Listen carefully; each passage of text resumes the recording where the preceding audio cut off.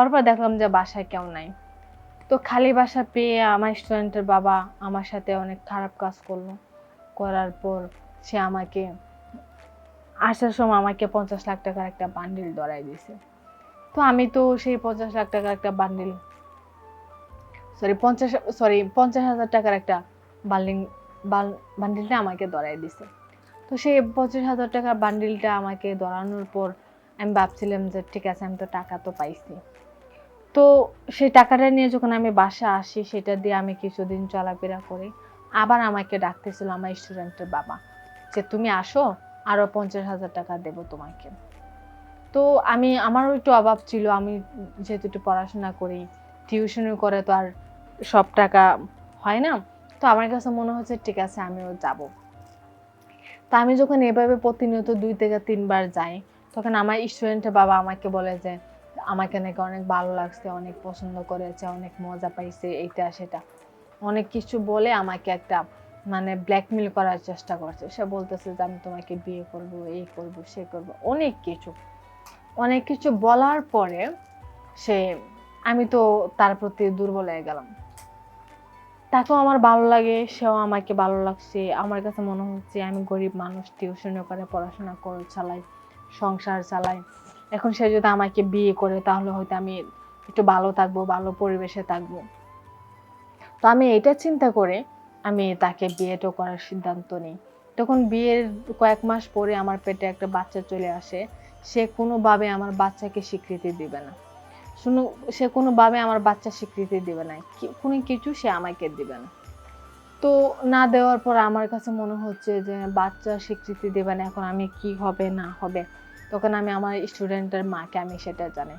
আমার স্টুডেন্টের মা আমাকে কোনো কিছু না বলে তার সাথে খারাপ ব্যবহার করছে, বাট আমার সাথেও খারাপ ব্যবহার করছে। সেও আমাকে মানতে রাজি না। তো যার কাছে বিয়ে বসছিলাম সেও আমাকে মানতে রাজি না। লাস্টে দিয়ে আমাকে কিছু টাকা পয়সা দিয়েছে, দেওয়ার পর আমি আমার ওই দেশ ছেড়ে আমি চলে আসছি। ওই জায়গাটা ছেড়ে আমি নতুন জায়গায় আসছি। আসার পর আমার একটা বাচ্চা হয়। বাচ্চাটা হওয়ার পর বাচ্চা আমাকে হঠাৎ করে জিজ্ঞেস করতেছে, মা আমার বাবা কোথায়?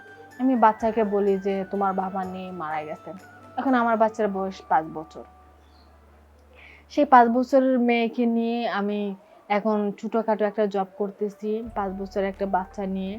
তো আমি আপনাদেরকে একটা কথাই বলবো যে স্টুডেন্টের বাবা হোক, যেই কিছু হোক না কেন, তাদেরকে কখনো বিশ্বাস করবেন না।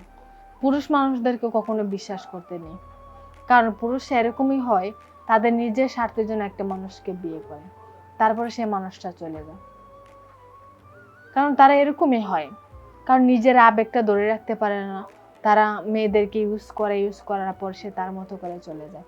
তো আমার মতো বিপদে কখনো কাউকে পড়বেন না, কারণ আমি এমন একটা বিপদে পড়েছি, আমার মতো বিপদ হয়তো কারো আছে কিনা জানি না।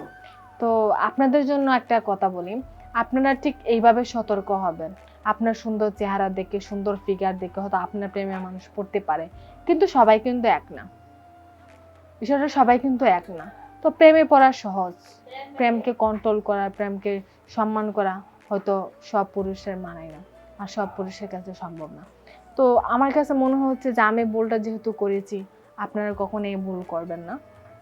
আর আমার ভুলের মাসুল এখন আমি দিচ্ছি, শুধু আমি না, আমার বাচ্চাও দিচ্ছে, নিষ্পাপ একটা বাচ্চা। আমার বাচ্চার জন্য সবাই দোয়া করবেন, আমার জন্য সবাই দোয়া করবেন। আমি যতটুকু ভুল করেছিলাম এতটুকু ভুল আমি আপনাদের কাছে শেয়ার করছি। আমার ভুলটা আপনারা অবশ্যই ক্ষমা চোখে দেখবেন, আমার জন্য দোয়া করবেন, আমি যেন আমার বাচ্চাকে নিয়ে ভালো থাকতে পারি। ভালো থাকবেন, সুস্থ থাকবেন। আল্লাহ হাফেজ।